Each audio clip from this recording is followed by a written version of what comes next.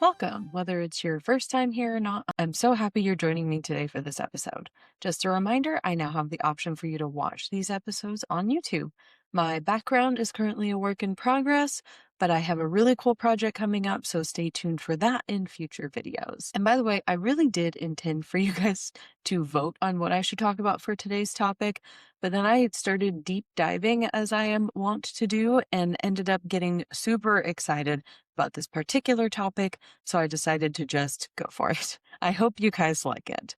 Thank you for joining me today for my podcast, Faith and Fantasy. I am Kat Kensington, and here I get to talk about the random and seemingly unusual places I find spiritual truths and lessons for the soul. In doing so, I get to bring to life my favorite scripture, Moses 6:63, which says all things bear record of him, temporal, spiritual, things in the heavens, and things on the earth. All things bear record of him. So, what are we talking about today? I have recently been thinking a lot about the body and our connection to it. Some of my favorite books growing up were actually not surprisingly related to this topic as well. In high school, there were two books that I particularly fell in love with. The first is called The Gift of Fear by Gavin de Becker, and the second is called Blink by Malcolm Gladwell. I highly recommend reading these books if you're interested. They both had completely different angles and research styles, but what they had in common was that they described the undeniable ability our bodies have to respond to our environment faster than our cognitive minds are able to even describe. In the Church of Jesus Christ of Latter-day Saints, we have doctrine related to our bodies and what their purpose is and how we should treat them. We believe that the body is a heavenly gift given to us to experience life, and that one day we will have perfected bodies and be resurrected just like Jesus Christ. I pulled a bit from the For Strength of Youth guide to go over some of these doctrines. The section on our bodies goes over multiple different truths, but I want to focus on the first two. Quote, 1. The body is in the image of God, the most glorious, majestic being in the universe. The scriptures compare our bodies to a holy temple, a place where the Spirit can dwell. Of course, your body is not perfect now, but the experiences you're having with your body can help you prepare to receive one day a perfect, resurrected, glorified body. 2. Your soul is made up of your body and your spirit. For this reason, physical health and spiritual health are closely connected. The Savior revealed the word of wisdom to teach principles for caring for your body and to promise physical and spiritual blessings. Unquote. The connection between our bodies and our spirit is a core truth that the church teaches, and yet sometimes the conversation about our bodies is reduced to things like sexual purity, tattoos, piercings, addictions, and physical health. Make no mistake, I am not saying that these things are unimportant, but what I am saying is sometimes it feels like the discourse of conversation around our bodies is almost separate from our spirit. Like there's two different categories of responsibilities we have when we meet God. Did we take care of our bodies? Check. Did we take care of our spirit? Check. A thought came to me the other day, and this is absolutely just one of my musings and should not be mistaken at all for me attempting to decipher the mysteries of God. But sometimes I do feel like a thought experiment is healthy.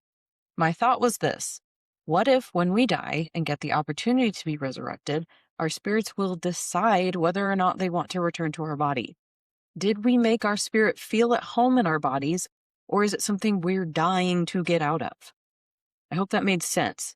I'll describe it in a story form instead. Let's say it's time for us to be resurrected, and we're told that we will get to be reunited with our bodies again. But you spent your life criticizing, fearing, mistreating, or hating your body. What if people hurt your body before and you blame it for being the reason you were hurt? What if your whole life the world made you think that your body was something to be ashamed of or hidden away? What if you dealt with disabilities, injuries, mental illness, diseases, or other infirmities? Are you going to be happy to see that body again?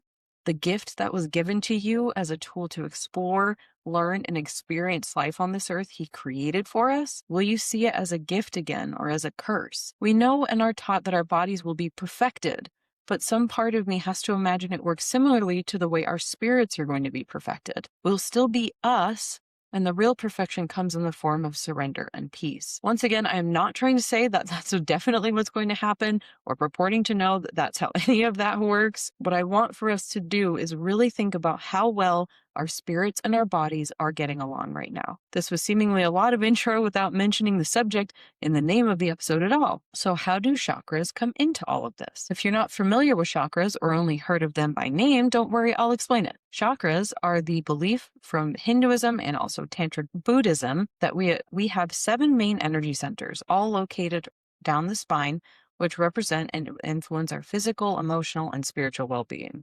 If that didn't clear anything up for you, I've got a lot more. Don't worry. I'm going to go over all 7 chakras in this episode and what they are said to mean and how we can use them. Let's start with the chakras in general. There are 7 centers of energy located in a line down your body. These chakra centers also happen to line up with 7 of our major endocrine glands. And if you're not a big anatomy buff, our endocrine glands are the parts of our body which release hormones. And in my opinion, hormones are often also minimized and reduced to being sex chemicals or the reason that people get moody and irritable. But hormones play a much larger part in our body than we might realize. In addition to puberty, pregnancy, menstruation, and our sex drive, our hormones also function as the main communication centers for our bodies. These are the signals which tell us that we are relaxed, happy, anxious, or feeling in danger. As an example, if your body senses it is in danger, it will send hormonal chemical signals to your brain and other parts of your body, such as your digestive system, and it will move all of their power and functionality to survival instead of their normal duties.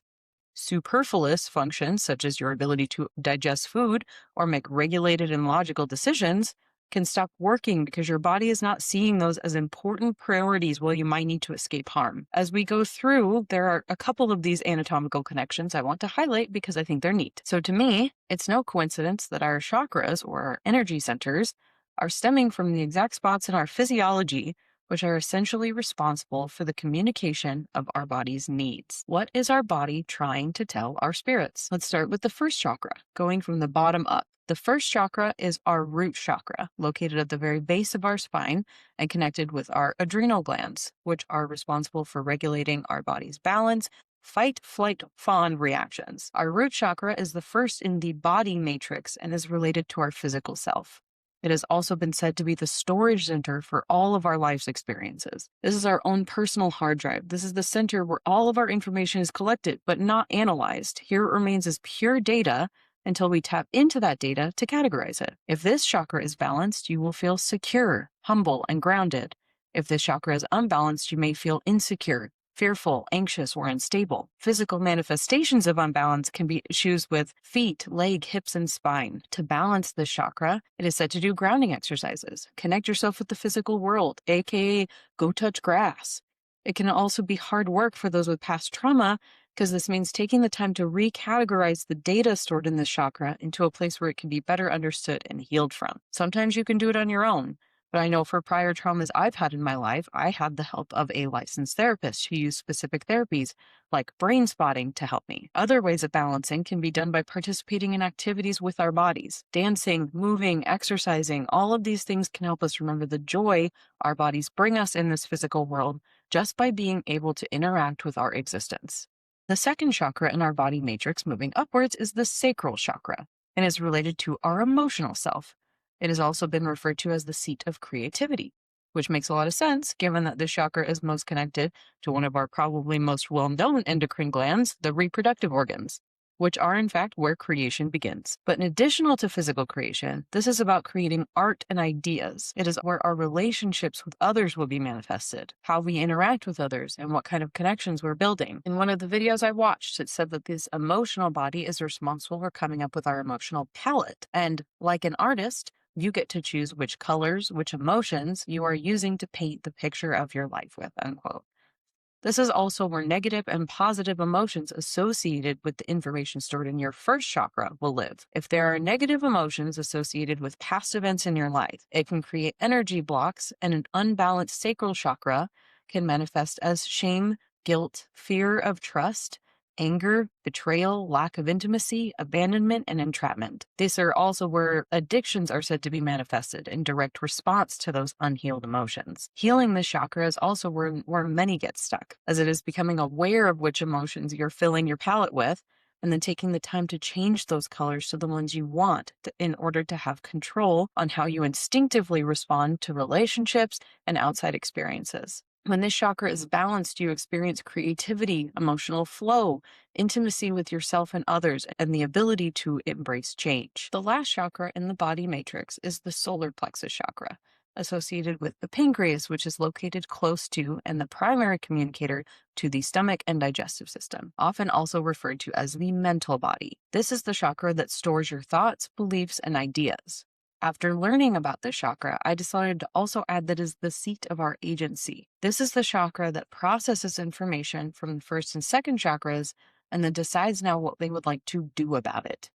How are we going to respond to the raw data collected in our first and then the emotions brought up in our second? This is the place where our reason and willpower determines action and how we will continue to think about our life and circumstances. When this chakra is blocked, it manifests as the inability to make decisions. It also looks like people pleasing, lack of confidence, and lack of motivation or direction. Physically, it can show up as low energy, nausea, or digestive issues. This one I'm actually intimately familiar with.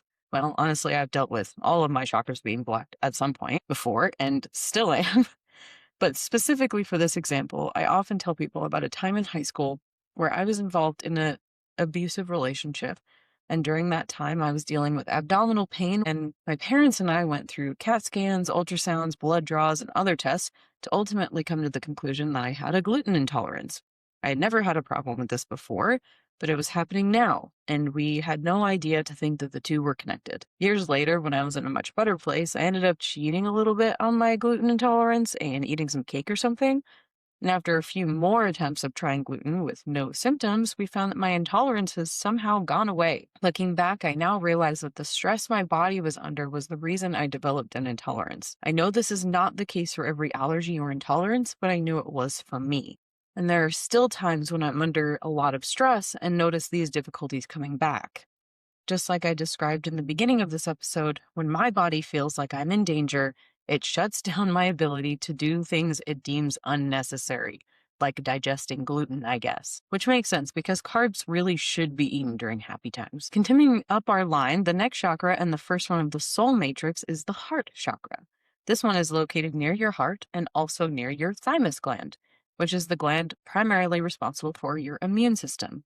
This chakra acts as the bridge between your body matrix and your spirit. This is where love and connection lie, and you learn to look outside yourself and to the needs of others. This chakra, when unbalanced, can create feelings of loneliness, insecurity, lack of empathy, and depression. Physically, it is said to manifest with heart issues, respiratory issues, or poor circulation. And since it is so closely connected to the immune system, I would also say it's quite important to your overall health. So for this chakra, emotionally, when our relationships become broken, it leaves open and cut cords hanging from our energy. In order to heal these frayed cords need to be rerouted.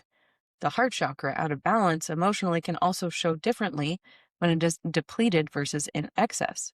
For example, if it's depleted, then you have difficulty being vulnerable in relationships and fear of getting hurt. While when there is an excess, it can lead you to trust too easily or have a lack of boundaries with others. To balance this chakra, you must participate in the ongoing practices of learning to forgive, love, and have gratitude. I will not say this is an easy task, but it is a worthwhile one. Remember, the chakra is the bridge between your body and your spirit, meaning if you've had experiences that have created negative emotions and thoughts and beliefs in your body matrix, it is up to your heart to choose to reroute and decide instead to love, forgive, and heal the frayed cords of betrayal and disconnection within ourselves. In this endeavor, which I know we will be on for our whole lives, keep in mind that the best place to reroute is Christ. When you're feeling exposed and hurt by others and your instinct is to guard and protect your heart, let Christ fill you instead with his love, because he will never leave you feeling broken. He will keep your heart intact while your body learns peace and resilience despite how you've been hurt. He will make sure you don't have to harden your heart in order to survive.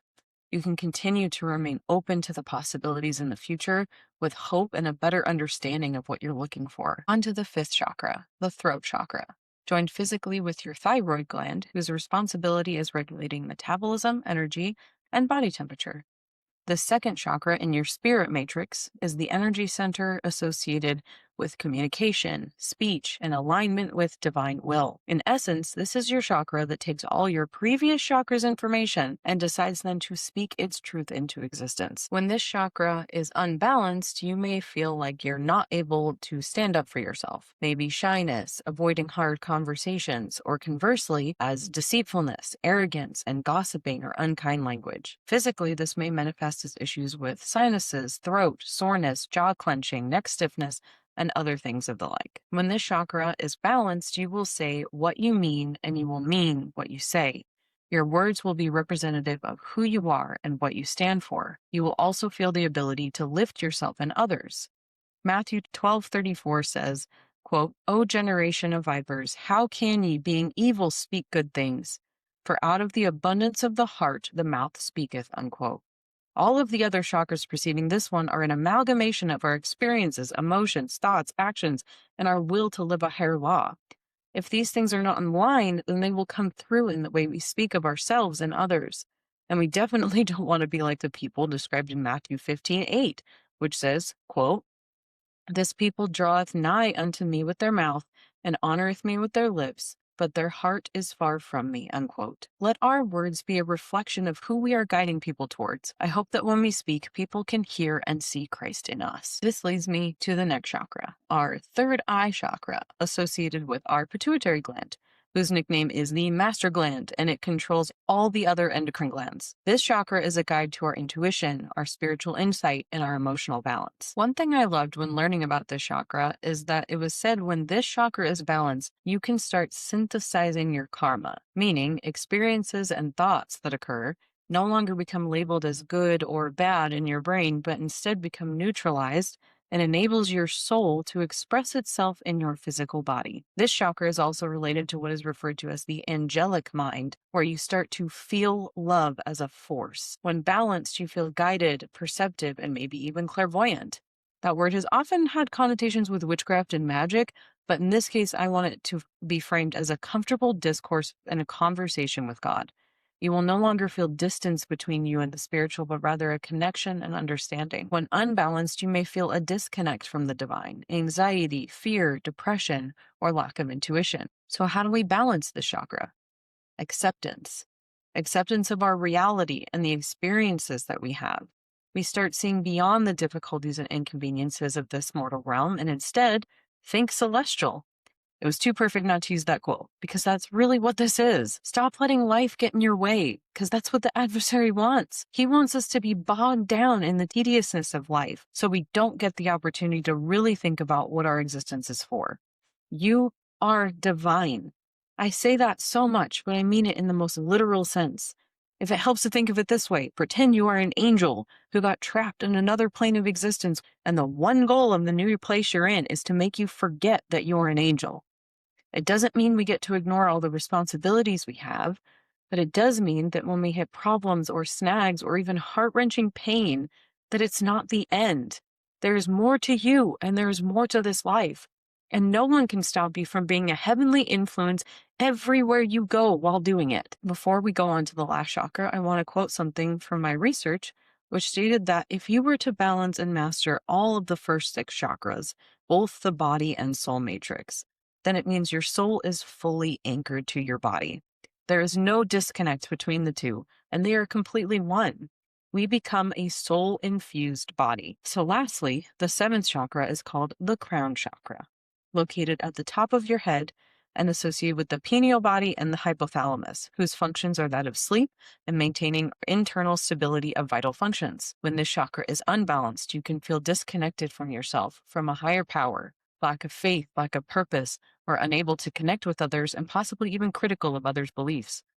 Conversely, when it is balanced, you feel a connection to humanity, the collective impact of the human race, a sense of belonging and a higher purpose. When this chakra is balanced, you are free from karma and its consequences. The last statement reminds me a lot of a children's story, You Are Special by Max Lucado. The story is about a town of little wooden people who go around giving gold star stickers when people did good or impressive things.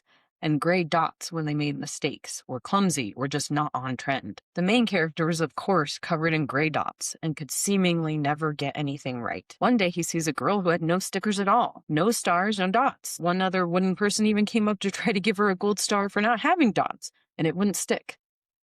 They were upset it wouldn't stick and tried to give her a gray dot instead. But that didn't stick either. He had to know why, and she told him that every day she would go and meet with a man named Eli who lived on a hill, and after a while, the stickers just didn't stick anymore. So he decided to climb up this hill and see what it was all about. When he arrived, he met Eli. Compared to him, Eli was towering over him and seemed intimidating. But Eli spoke to him softly and told him he was the one who made him, and if he would continue coming to see him every day, his stickers would fall off, and eventually none would stick anymore.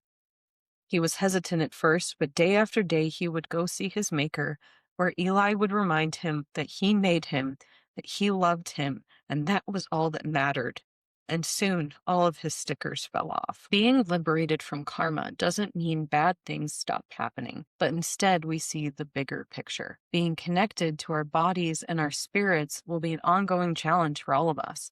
The point here is not to use these guides as definite medical advice or to race to check off the list of chakras as fast as possible, but instead to realize that our body can be a helpful guide in our spiritual journey and will continue to be with us even after resurrection. Build that relationship now while we have the opportunity. And you may not need to start with chakra number 1 if that's not where you struggle. The best way to start this journey is to listen to your body and determine where you struggle the most. Start there and build outwards toward the others. Are one of these chakras speaking to you and the needs it's conveying? Are you going to listen and repair? The beautiful part of these is that they're all interconnected.